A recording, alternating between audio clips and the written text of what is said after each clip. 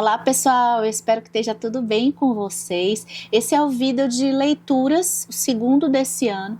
Eu vou falar um pouco de alguns livros que eu concluí a leitura, que aí vocês vão poder conhecer esses livros. E esse é o vídeo que eu peço para você dicas também. Me conta aí o que vocês andaram lendo, deixa aqui nos comentários desse vídeo no YouTube, você pode participar desse vídeo. E eu vou adorar que aí outras pessoas que venham assistir também pegam as dicas de vocês, né? Para quem gosta de ler, é o vídeo Disney, é o nosso vídeo Disney, né? A gente conhecer livros novos e trocar opiniões sobre livros que a gente já conhece e que a gente já leu. Eu vou começar com uma escritora italiana que já foi comparada a Elena Ferrante e também se parece que tem inspiração aí na Elena Ferrante. Esse é o seu primeiro livro publicado aqui no Brasil, tem o título de A Amiga Maldita.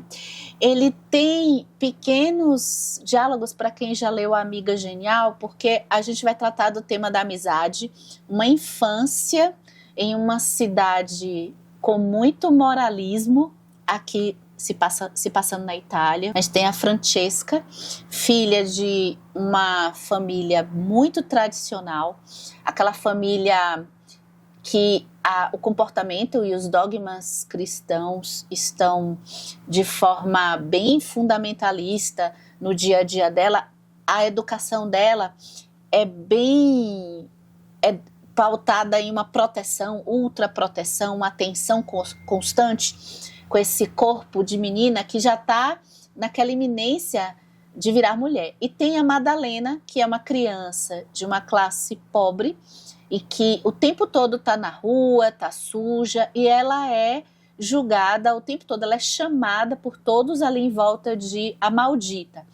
Tem uma espécie de lenda, inclusive no começo da história a Francesca tem muito medo dela, porque quem se aproxima da Madalena, o nome Madalena você já deve ter ficado aqui, né, bem atenta, porque tem a referência aí clara e tem outras aqui pela história para a gente encontrar, que quem está próxima a Madalena vai meio que ser amaldiçoada, vai ficar suja com o pecado. Só que tem uma coisa que eu acho que permeia toda a história e que me chama mais atenção, é que a Francesca, inclusive, ela tem uma educação muito presa nessa família rígida e que tanto a Madalena quanto os meninos ali em volta tem uma espécie de liberdade no brincar e apresentar o seu corpo também. A Madalena, ela é vista desse jeito da forma inicial do livro, a gente vai ver que tem outras camadas aí, mas muito por conta de uma forma livre, muito semelhante a um menino, e ela já tem também essa idade aí próxima a uma pré-adolescência. Essa espécie de atração que a Francesca tem aí com a Madalena e vai aprofundar nessa amizade, elas vão entrar em contato, vai muito também do tema do medo. O tema do medo está muito aqui, medos imaginários, esses medos de que eu, ao estar junto com uma pessoa poluída, em termos de comportamento, diferente de mim, eu posso estar também levando a minha vida a uma espécie de maldição. E o medo na própria liberdade e na segurança mesmo válida dessas crianças, né, dessas meninas. A Madalena não tem medo de nada. E isso também vai trazer algumas consequências. Eu gostei dessa leitura. Eu, inclusive, como eu falo aqui, eu vou até me repetir, caso alguém não se lembre ou seja novo, é como que eu acho esse livro, inclusive, melhor que A Amiga Genial. Agora, quando a gente vai avançando na tetralogia, como eu digo, eu acho que a tetralogia é uma das coisas melhores que eu já li, em termos de desenvolvimento, de uma espécie de formação, questões ligadas a mulheres, o período também histórico importante. E aqui é algo que parece que misturou um pouco para mim com o Hibisco Roxo, da Chimamanda, para quem já leu. E aqui é só a infância dela, é o recorte da infância das meninas. É um livro que a autora escolhe caminhos bem diferentes, acho que não tem por que comparar. Eu acho que eu já entrei viciada porque eu cheguei nela por conta disso, né, de saber que ela estava ali nesse universo um pouco dos temas da Ferrante. Mas eu acho que ela tem uma voz própria aqui e uma história que prende a gente, tá? Elas vão sofrer alguns dilemas e tem algumas diferenças. Uma vai aprender com a outra, uma com a outra vão trazer um equilíbrio aqui, é muito bonito.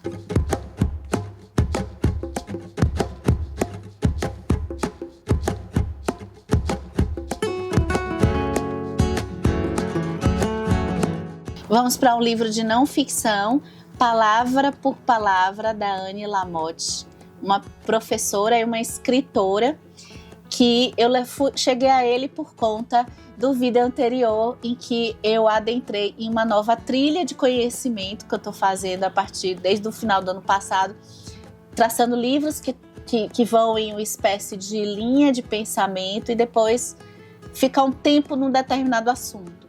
Palavra por palavra, o tema é a escrita, que começou lá com a Débora Diniz e o Carta 1 Orientadora, que eu apresentei no vídeo anterior. A Anne Lamott, ela vai trazer o pensamento da escrita. Não sei se eu falei isso no vídeo anterior, mas eu ando pensando sobre a escrita no ponto de vista de processo. Se você tem interesse nesse tema, não para ser escritora, tá? Mas pensar a escrita no ponto de vista terapêutico, um processo de organização de ideias, continua aqui no canal Comparando Livros, porque vamos ter essa lista, eu vou apresentar em um vídeo específico, falando mais sobre esses livros e também como que está sendo esse tema aí que eu estou desbravando, tá? Então, a Anne Lamott, é uma professora de cursos de escrita criativa, de pessoas que querem se tornar escritores, mas ela pensa a escrita com algumas vertentes ligadas à própria vida, a um processo que eu acho que quem gosta de ler e se lembra de como foi, porque muita gente que passa aqui na internet gosta de ler desde a infância, pode não ter essa memória muito viva, mas se você, que nem eu, passou a gostar de ler desde adulta, né, já na idade adulta, eu acho que é mais fácil capturar o quanto que a leitura acaba trazendo uma forma de ver o mundo que vai se abrindo em diversas possibilidades, especialmente ficção, porque a gente entra, né, para quem gosta de ler e lê com essa atenção, a gente entra em vidas e mundos diferentes. A leitura de fantasia, eu acho que ela é muito boa nesse sentido também, em que para Anne Lamott, a escrita parece que abre uma espécie de chave, e a gente vai ver aqui no livro ela falar ela vai desmembrando um pouco essas chaves de uma forma semelhante, com outras vertentes para a leitura. Enquanto a leitura a gente fica no nosso imaginário, nas experiências, a escrita, para quem tem a prática da escrita ou pratica a prática da escrita como um processo, não pensando em um produto, então eu não estou falando aqui para escritores, é a escrita como forma de estruturação de pensamento. Você está elaborando uma linguagem, de certa forma é um pouco de terapia, mas a Anne Lamott expande isso. Então é a elaboração da linguagem e também, claro, cada vez que essa linguagem a gente encontra a nossa voz, a gente encontra as palavras para colocar coisas que estão muito além das palavras, as emoções, a gente passa a olhar o mundo de uma forma diferente também. Então, perceber formas de narrar em palavras coisas que a gente vive, ou a gente até sair de nós mesmos e pensar como que alguém... Acho que quem já fez terapia pode já ter feito um processo parecido, né? Como que aquela minha amiga, como que a minha mãe responderia isso? Como que aqui o meu tio, ou o meu marido, o meu companheiro, minha companheira, como que essa pessoa que eu conheço tanto procederia dessa forma? Como aquele personagem que eu gosto faria, e eu escrever isso em palavras? E ela vai trazer algumas escritoras que falaram também sobre o processo de escrita, o que significa o processo de escrita para elas.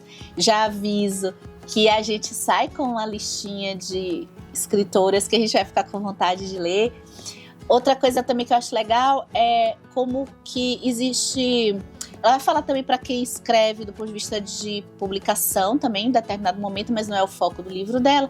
E ela vai passar pela experiência de ter a rotina, né? O começo, a lapidação, o começo com as palavras que muitas vezes vão ficar repetidas, um processo que pode ser interessante da gente ler o que a gente escreveu em voz alta, voltar Para quem estiver escrevendo, não é uma obrigação de ser da forma de diário, tá?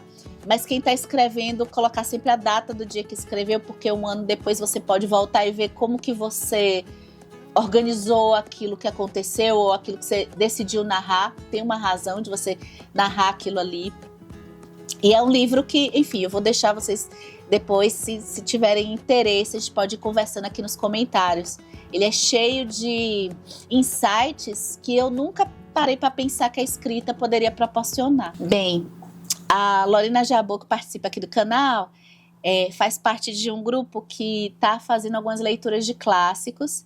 E eu, com a minha ansiedade, que eu busco controle, eu fico com medo de não dar conta de ler nas metas, né? Então eu já me antecipei com uma discussão que a gente ainda vai fazer quando eu tô gravando esse vídeo.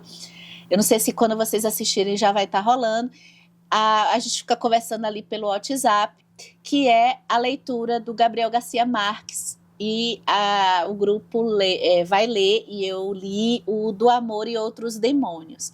É uma história interessante, só uma pena que não aconteceu o que eu fico aguardando. Eu fico com a expectativa de acontecer um encantamento com Gabriel Garcia Marques, que não aconteceu ainda. Eu li os 100 Anos de Solidão e fiquei aguardando esse encantamento, que eu tive até no começo do livro e no final, mas o meio ficou um pouco a desejar. Aqui eu achei a ideia dele muito interessante, só que durante o processo de leitura, não sei se foi o momento, também não aconteceu esse encantamento.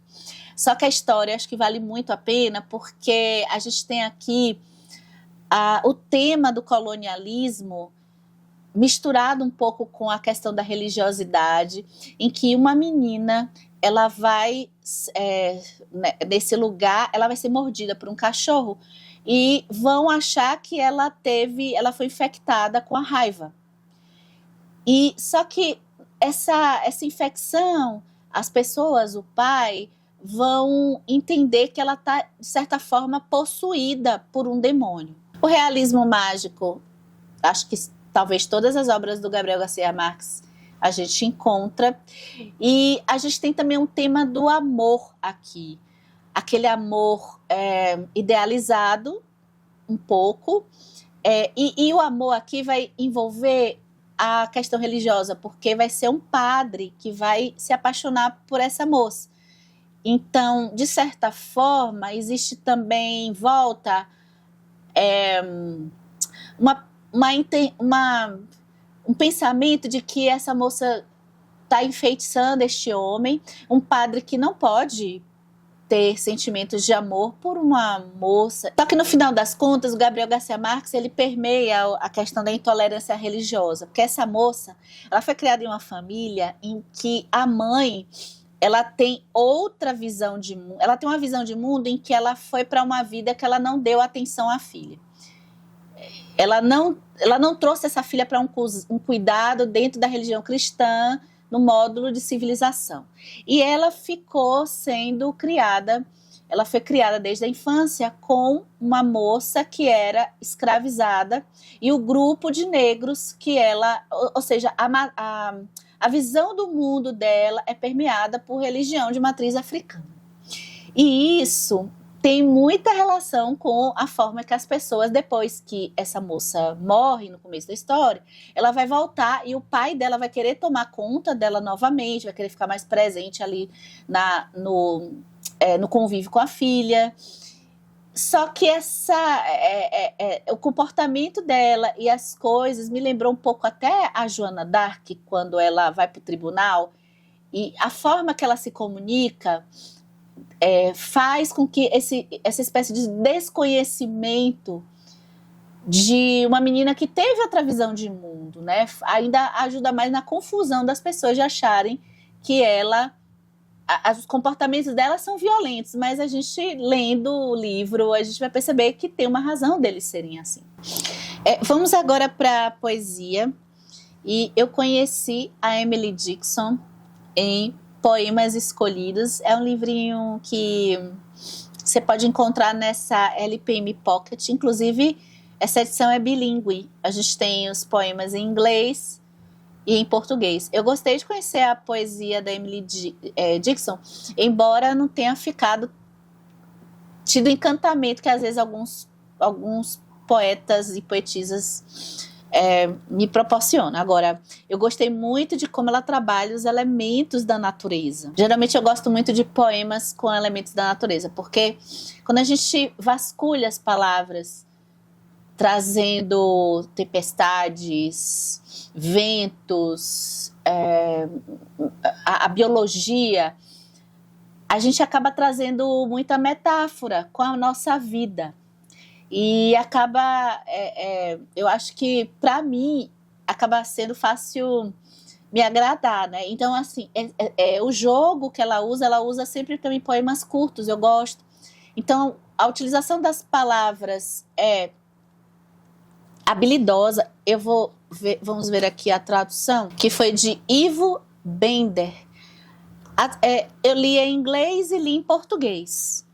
E eu gostei, assim, também até lendo em português, para ficar pensando a parte metafórica, eu achei até algumas escolhas que favoreceram até pelo inglês. Enfim, mas é que eu penso predominantemente, o meu pensamento acaba sendo em português. Eu não preciso que tenha a sonoridade quando eu leio poesia. Esse livro eu não fiz, eu li a grande maioria dele, eu gosto de ler poesia em voz alta, mas esse livro, a grande maioria eu li na minha cabeça. Uma prática que não é comum eu fazer com a leitura de poesia. Mas enfim, eu recomendo a Emily Dickinson, depois eu vou procurar mais coisas dela. Ela é citada por muita gente mesmo, que eu já li, então, que curiosa que eu sou, eu fui conhecer.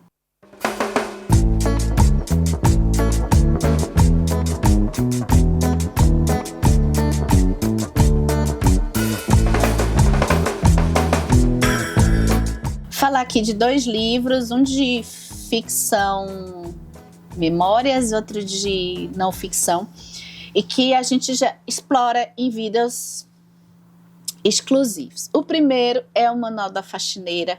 Essa leitura vai estar, eu já vou dar o spoiler dos melhores do ano, não tem como não estar.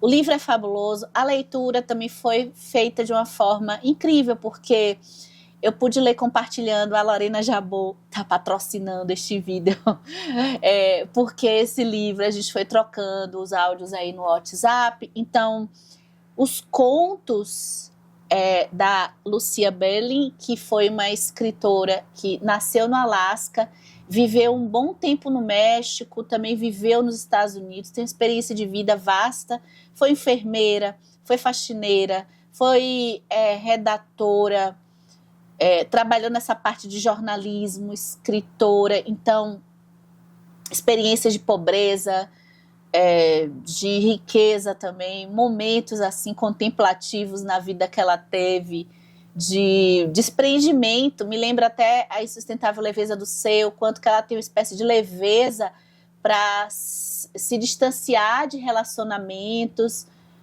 e de começar relacionamentos, não de uma forma leviana, assim, de uma forma leve mesmo, né? De uma forma tranquila e bonita e sublime. A coragem de, nesses contos, abrir feridas de família, feridas da sua vida, comportamentos não luminosos, é difícil se abrir em defeitos. E nos momentos de... Tem muito drama, mas eu acho que ela é uma das escritoras mais habilidosas que eu já li para narrar drama sem ser sentimental demais. Eu até aprendi, que eu não sabia, aí mais para frente a gente conversa, a diferença de sentimentalismo e de sentimental. Então o que eu tô querendo falar é o sentimentalismo, o que eu chamo aqui às vezes de melodramático sensacionalista, que traz a sensação de ser aquela coisa bem sensacionalista, sofrimento pelo sofrimento, que é o sofrimento atrás do outro, e ela não faz isso. Inclusive ela tem uma habilidade de colocar o humor junto ali para dar eu acho que para levantar o texto. Ela tem também a questão toda da escrita, é muito isso, porque eu estou lendo sobre escrita, ela tem um olhar de mundo muito bonito. Então temos vídeo aqui para a gente falar mais, são assim, esses contos são maravilhosos. E tem aqui não ficção, uma pesquisadora bem famosa, pelo menos o nome dela aparece em tanta gente que eu andei lendo, que é a Anne Carson, com esse livro de ensaios que se chama Sobre Aquilo em que Mais Penso. Ela é especializada em história da Grécia e Roma. E a pesquisa dela traz um olhar, o foco das mulheres nesse período, nesses locais, que a gente sabe que é muito machista, patriarcal, todas as palavras que estão aí, um pouco banalizadas, mas que estão aqui. Então, os ensaios, eles versam sobre temas diferentes. Tem alguns que eu acho, inclusive, que foram muito profundos e eu não tive o repertório para alcançar o nível de complexidade deles, só que teve outros que eu achei fenomenais. O primeiro mesmo, que a gente também vai conversar em vídeo exclusivo, primeiro mesmo em que ela vai trazer o caminho de impureza feminina, ali pelos pensamentos dos gregos, é demais. Outro que ela vai pensar o dormir, o silêncio, a necessidade do dormir na literatura. Amantes de Virginia Woolf, eu acho que isso aqui é obrigatório, tá? Porque ela tem uma análise em que ela vai trazer, inclusive, a Ilíada e a Virginia Woolf. E eu jamais sozinha faria a relação que ela faz aqui. Eu achei bem bacana. E o dormir no sentido do silêncio. Ela faz um estudo sobre o processo do silêncio na literatura. O silêncio também do que ela estudou muito a Safo, que teve seus manuscritos muito perdidos. Então, ela estudou coisas que são cortadas. E aquilo que é cortado, para traduzir, o tema da tradução também, a gente conversou ano passado, né, tá aqui, como que a gente completa aquilo que foi tirado, e como que é diferente da próprio autor deixar a lacuna no texto. Então ela vai fazer essas comparações. Na trilha da escrita, eu chego para a professora, essa é brasileira, Noemi Jaffe, eu não sei se você conhece. Eu li o livro Escrita em Movimento, então dei seguimento aí da Anne Lamott, que não é brasileira, é inglesa, e a Noemi Jaffe, ela vai trazer alguns escritores também para pensar como que ela entende a escrita e o texto. E o melhor desse livro que eu aprendi com ele é pensar nessa linha de pensar a escrita como um processo. Ela fala novamente isso, mais uma que vem falando nisso, e como que ela percebe algo que eu não sei se eu tenho ainda, mas eu entendi o que ela falou. Eu falo aqui no canal quanto que, para mim, a ficção, ela é mais personagens, construções de personagens, do que texto. Eu não preciso necessariamente de um texto bonito, de um texto belo para eu gostar do livro. Se vier, massa, eu estou no bônus, eu gosto, eu amo. Mas o trabalho dos temas, para mim, e os personagens é o topo.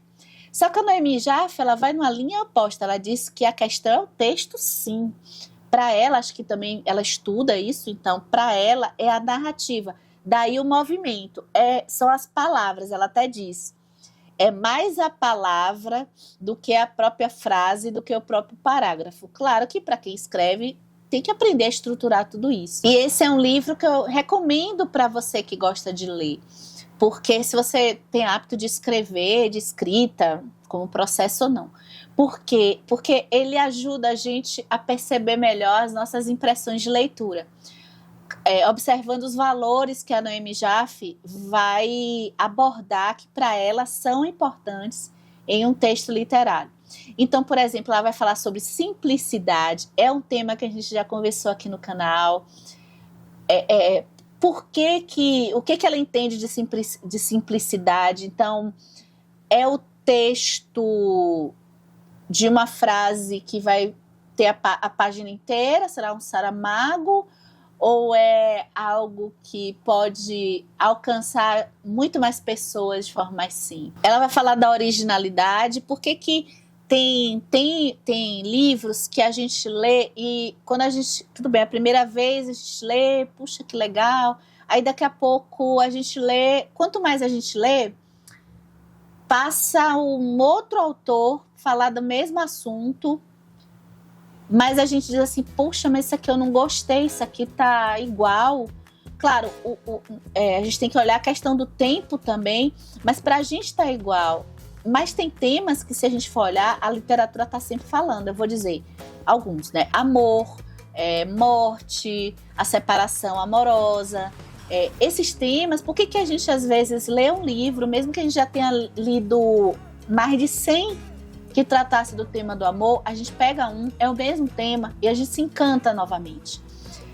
Passa pela questão da originalidade. É a forma que aquele autor trabalhou o mesmo tema que você está acostumado a ler todos os livros, mas é a forma que ele faz é que pode te encantar novamente.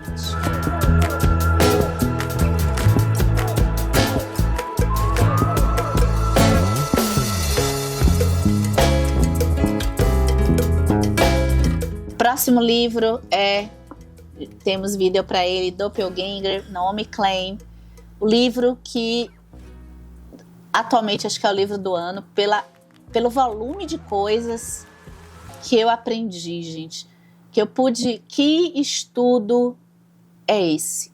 Que estudo amplo.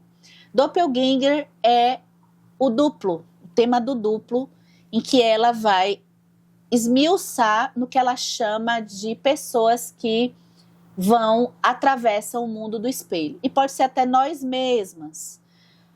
É difícil falar aqui no vídeo, eu vou fazer aquele clichê que eu nem gosto muito, de dizer, assiste o vídeo, mas assim, vamos lá.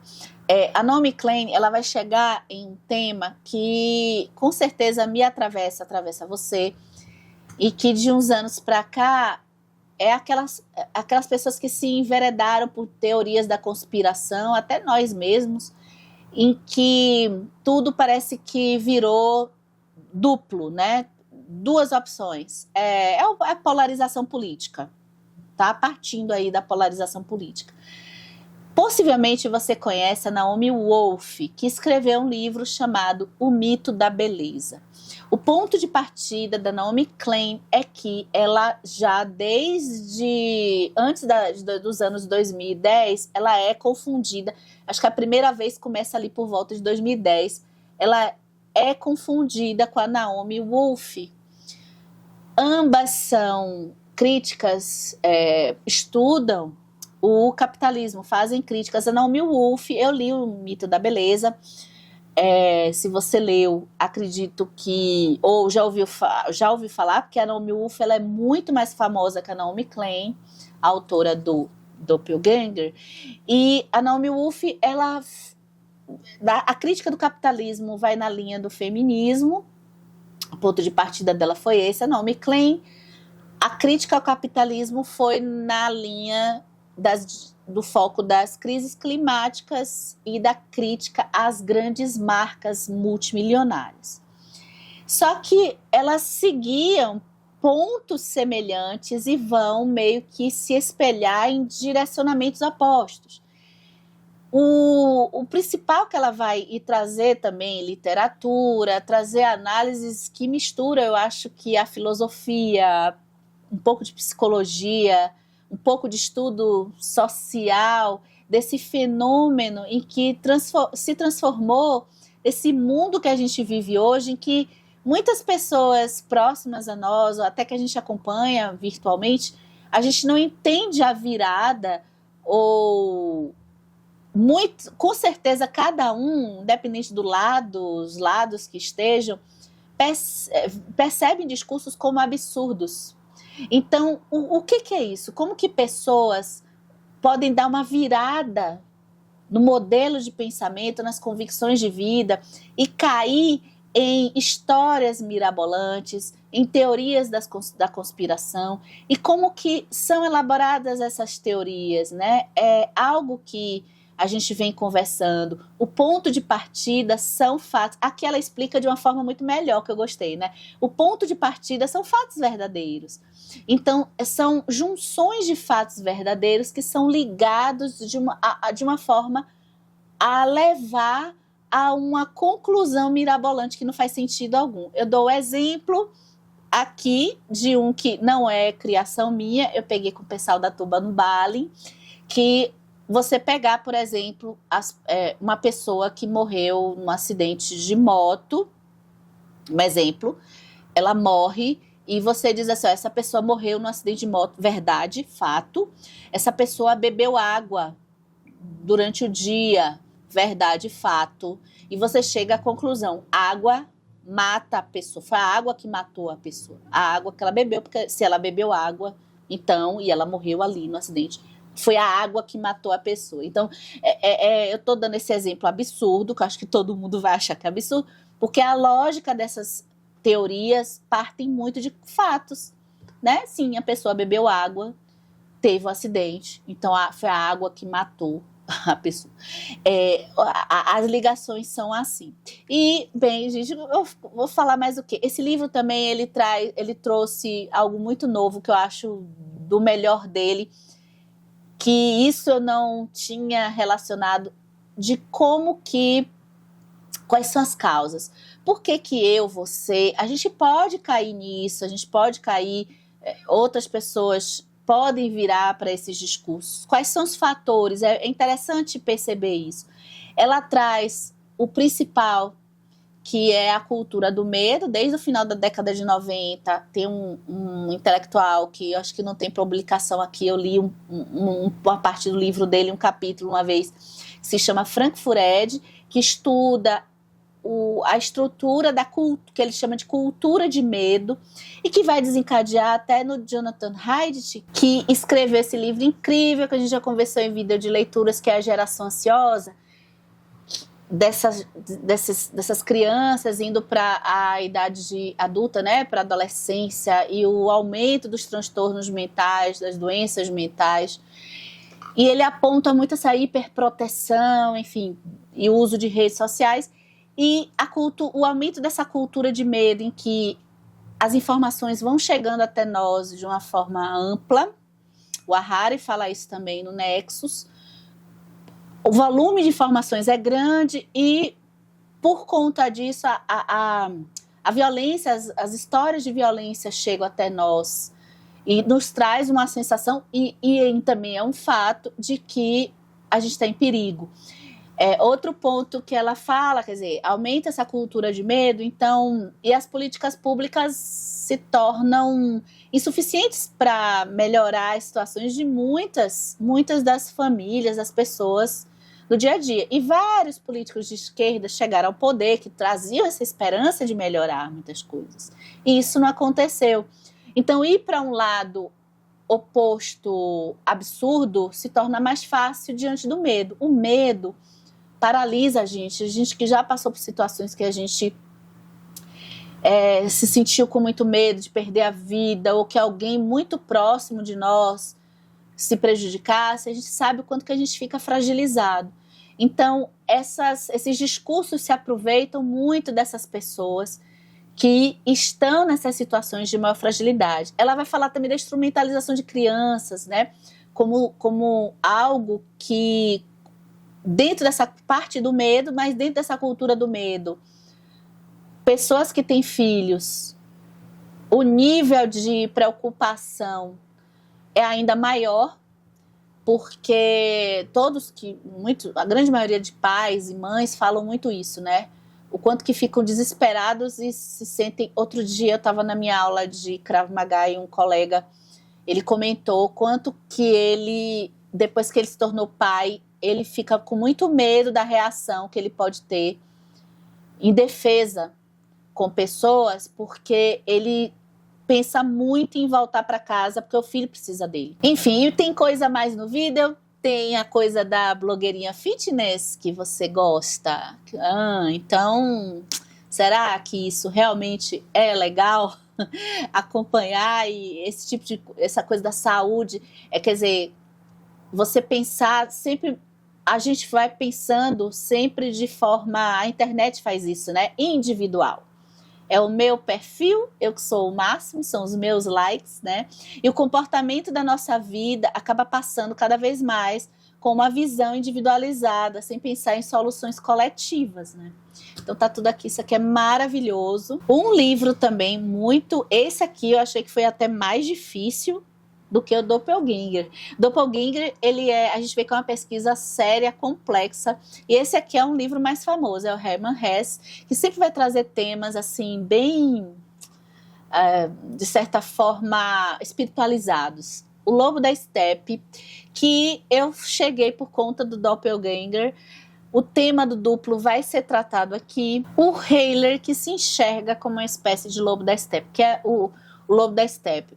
É a figura dentro de nós mesmos que é voraz e que nega, é uma espécie de nihilista, né? Nega as coisas, as pessoas têm medo porque é um lado mais animal e é o lado não civilizatório, é o lado que não está condizente com os costumes, com os comportamentos, nega frontalmente as ideias burguesas, pensando aí burguesia a partir do iluminismo, e esse deslocamento faz com que ele pense que ele é incapaz de se integrar ao mundo.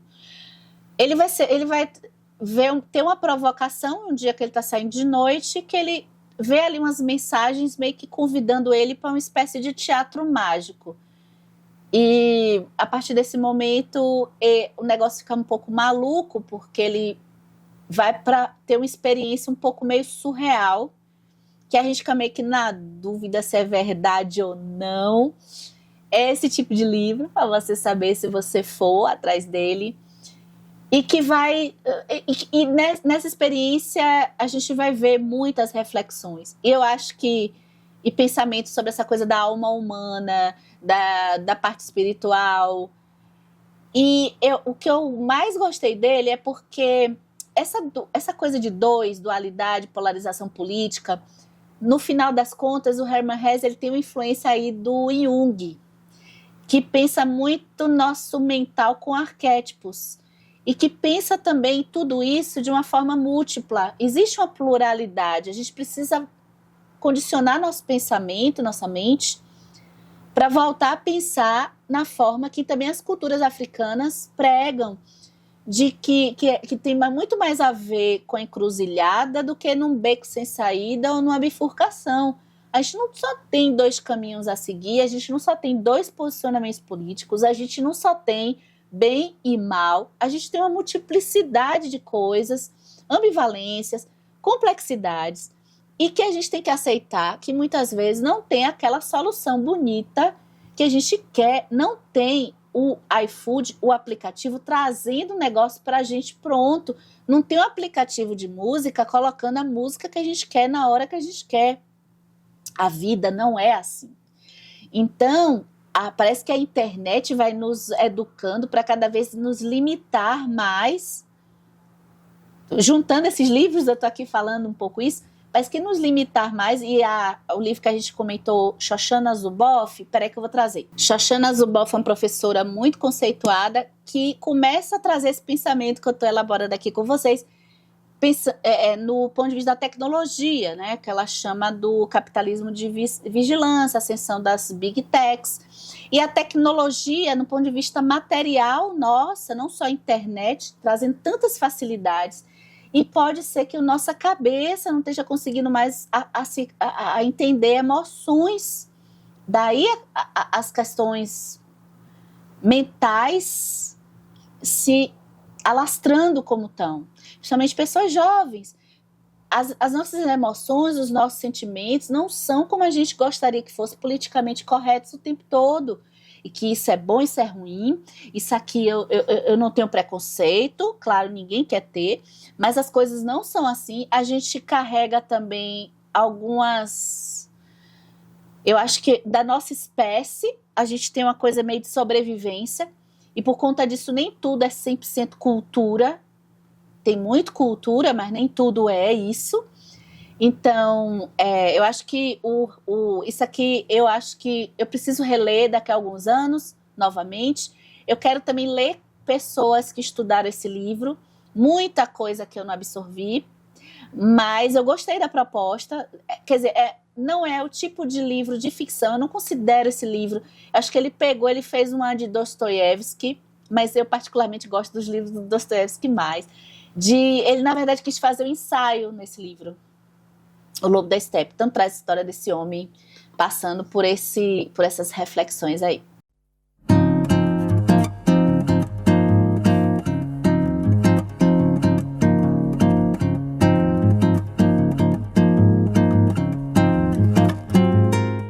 Estamos já na fase final, faltam 3 livrinhos para a gente conhecer aqui e conversar. Eu cheguei nessa autora por conta... Essa é uma autora muito comparada a Sally Rooney. A Sally Rooney é a escritora hoje pop, que está em ascensão. É a escritora de Pessoas Normais, Conversas entre Amigos. Teve um que bombou agora na nossa comunidade, que é o Intermezzo. A Sally Rooney tem sido comentada, assim, está expandido no mundo todo, e as pessoas que estudam literatura, que acompanham os jornalistas, profissionais mesmos na área de literatura, além de muitos booktubers também, claro, mas esses jornalistas mais especializados comentam como que ela tem sido uma autora que tem percebido os dilemas da geração milênio. Eu tentei ler a Sally Rooney, eu ia participar de um encontro do Leia Mulheres, que é um grupo de leitura presencial aqui na minha cidade de Salvador, tem várias cidades. E aí tinha o Pessoas Normais no mês que eu peguei para ler, mas eu não estava no momento, eu não cheguei nem até a página 50.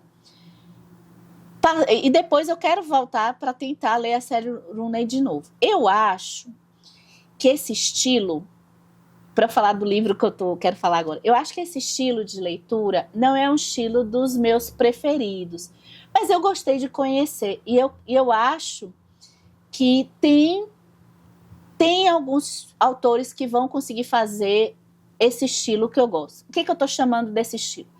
É o tipo de escrita que um pouquinho que eu li da Sally Rooney e esse livro que eu li, deixa eu tirar o suspense, né? Que é a CoComelon comparada a Sally Rooney, que eu cheguei nesse livro aqui. Eu fui pela metáfora, mas eu não me decepcionei um pouco porque eu pensei de ter mais reflexões sobre a metáfora do Cleópatra e Frankenstein. É um livro sobre um relacionamento romântico, tá? No século XXI, da Cleo e do Frank. CoComelon é essa escritora que faz um texto cru, que eu imagino que seja um pouco do que eu li da série. O que eu estou chamando de texto cru?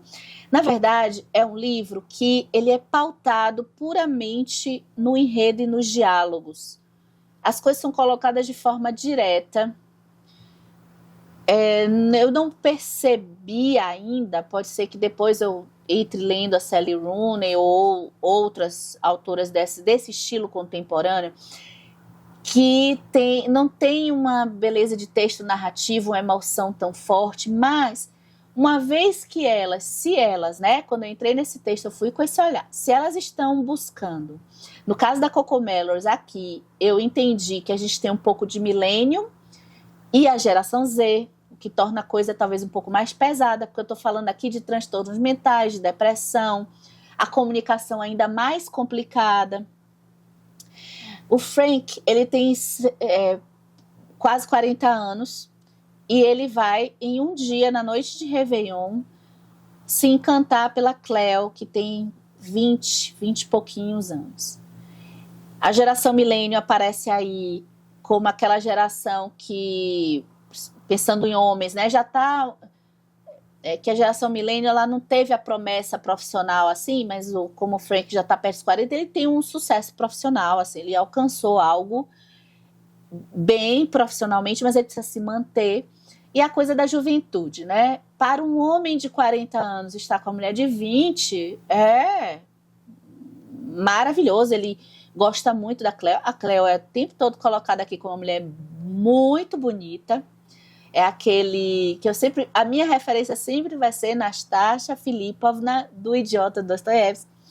Mas é muito top. Não posso ficar esperando que todo mundo discuta a beleza nesse nível. Mas a Cleo, a beleza dela é colocada aqui também um pouco como fardo.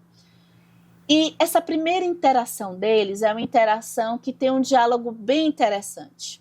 E que me agradou. Assim, o primeiro contato com a Sally Rooney, acho que eu não tive esse preparo de entender que estamos aí colocando uma menina da geração Z em que está medicada, óbvio. Quando eu falo medicada, e a gente vai entender por quê, né? A gente tem uma cidade que aqui é Nova York, colocado como que o impacto dessa cultura, ela tem uma rede de amigos aqui, o tempo todo, a gente tem álcool e drogas, ela é uma pintora, ele é da área de marketing, então, até eu não tenho muito essa coisa com... Eu não entendo muito como é uma profissão que lida com a arte, então... E ela também tem que entrar em contato com emoções, mas ela é medicada, então, ou seja, as emoções que a gente espera no livro, pelo menos eu espero no livro, não tem muito aqui. E tem uma razão de não ter. O realismo é uma geração que está em volta com tanta coisa, com tanta informação, que perde também o encantamento com as coisas da vida. Mas a cidade também não ajuda, porque Nova York, vamos combinar. Então eles vão se casar, ela precisa do visto. Eu tô falando muito do livro. Assim, é um livro que ele me cansou por conta de muitos personagens, mas eu gostei de algumas passagens desse livro. Tem umas passagens desse livro que eu simplesmente amei. Só que a maioria dele é aquele livro que não me leva pela forma que é escrita, os dilemas, ou seja, a gente tem a depressão, vai ter temas muito sensíveis e que está presente no nosso dia a dia. E que é isso? Ele me cansou, talvez por eu ser de outra geração, tem um cansaço. Agora, é um retrato contemporâneo interessante. Eu acho... O livro que eu tô lendo agora... Ai, cadê ele? Peraí. Pessoa desorganizada. O livro tava lá, tá aqui, ó. Gente, eu acho que esse retrato contemporâneo, esse retrato de situações do ponto de vista... Tirar um personagem para pegar a geração e assuntos contemporâneos, para mim, é executado, só que eu ainda tô na metade. É executado de uma forma que está me agradando muito, é esse aqui, ó. Nunca tinha lido este cara e quero já ler um monte de coisa dele, que é o Philip Roth.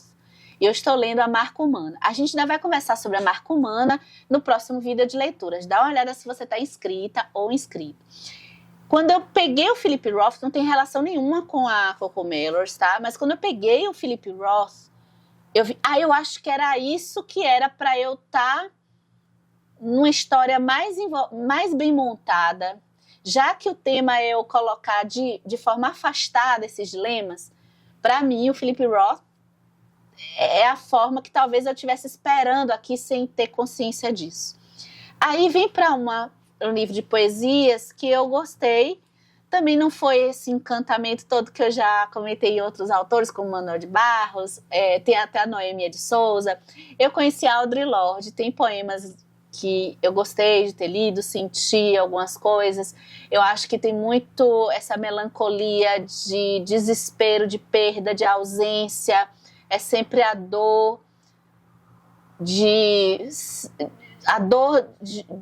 se perceber o impacto da violência em uma geração, a desilusão, a ausência de esperança para os próximos. Então esses temas estão aqui nesses poemas. Eu senti falta, pela minha ignorância em leitora de poesia, já estou adiantando, totalmente ignorante, não precisa ser falar para eu não me sentir mal aí nos comentários, por favor, eu já sei que eu sou.